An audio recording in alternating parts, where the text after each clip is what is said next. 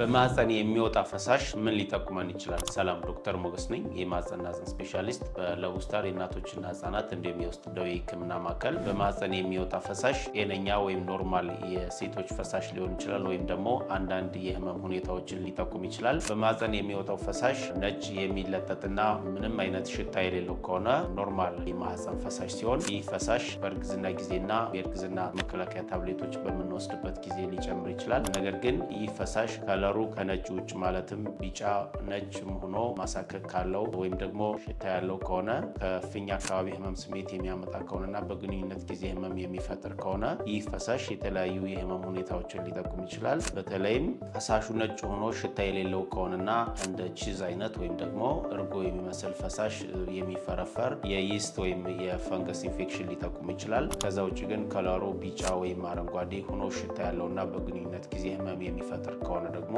የባክቴሪያ ኢንፌክሽን ወይም ደግሞ በግንኙነት የሚተላለፍ የኢንፌክሽን አይነት መሆኑን ሊጠቁመን ይችላል። ስለዚህ ማንኛውም ፈሳሽ ነጭ ሆኖ የሚለጠጥና ከዚህ ከለር ውጭ ከሆነ በማይክሮስኮፕ ወይም ደግሞ በላቦራቶሪ የህመሙን ሁኔታ ማረጋገጥ ይቻላል ማለት ነው።